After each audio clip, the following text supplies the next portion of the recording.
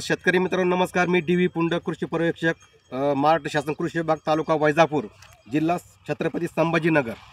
मित्रांनो, आत्तापर्यंत जवळपास 3 ते 4 व्हिडिओ आणि मेसेजसुद्धा मी शेतकऱ्यापर्यंत पास केले की जे काही आपली उन्नी कीड आहे ह्यावर्षी अटॅक दिसतोय. कारण आता इथून पुढच्या काळातसुद्धा पाऊस जर नाही पडला या कधी पाऊस जर थोडाफार कमी झाला तर ही आळी खूप मोठ्या प्रमाणात तिचा प्रादुर्भाव होणार आहे. माझी विनंती आहे सगळ्यांना, आता मी ज्यावेळेस तुम्हाला सांगितलं होतं का बाबा केमिकलची ट्रीटमेंट करा, कारण आपल्याकडे वेळ नसतो, कारण आपल्याला नॉकडाऊन रिझल्ट असतात. कारण कसं असतं केमिकलनी जर आपण ट्रीटमेंट केली त्याची जर ड्रेंचिंग केली तर ती काही उन्नी कीड जी आहे ती मरती लगेच. परंतु आता इथून पुढच्या काळामध्ये आपल्याला जर चिरकाल पुढच्या वर्षी जून जुलैमध्ये जर हा अटॅक आपल्याला कमी करायचा असेल तर मित्रांनो सगळ्या शेतकऱ्यांना माझी एक विनंती आहे का आपण आता एक कीटकनाशक आहे जे की मॅटॅरिझम ॲनिसिपोली नावाचं जे बुरशीजन्य कीटकनाशक आहे, हे काय करायचं आहे आपल्याला 50 ग्रॅम जर आपल्या पावडर फॉर्ममध्ये असेल तर ते 10 लिटर पंपाला घ्यायचं आहे. आणि दुसरी गोष्ट जर लिक्विड फॉर्ममध्ये असेल तर 50 मिली एका 10 लिटर पंपाला घेऊन त्या ठिकाणी ड्रेंचिंग करायची आहे, त्याची आळवणी करायची आहे.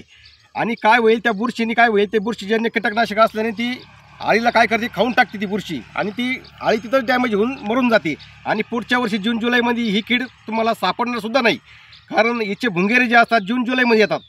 जून जुलैमध्ये म्हणजे कसं, आता हे लिंबाचे झाड आहे, बाबळीचं झाड आहे, या बाबळी झाडावर आणि लिंबाच्या झाडावर काय करतात भुंगेरे असतात आणि आपल्या लाईटच्या खाली ते मोठमोठे असे तांबडे किडे येतात. ते तांबडे किडे हे काय करतात, ह्या जमिनीमध्ये अंडे घालतात आणि त्यानंतर ही अशी उन्ही तयार होती.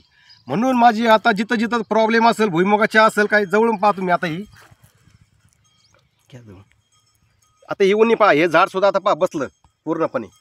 इकडं पण पहा, आता हे झाड पहा तुम्ही, इकडं मागं पहा, हे जवळचं हे, त्यानंतर तिकडलं पण पहा.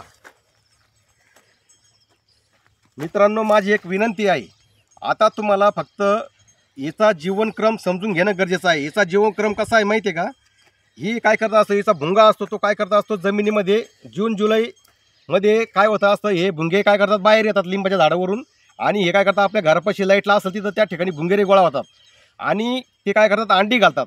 आणि ही आळी जवळपास 6 महिने तुमच्या जमिनीमध्ये राहणार आहे. सगळ्याला एक विनंती आहे माझी का ही 6 महिने ही आळी तुमच्या जमिनीमध्ये राहणार आहे.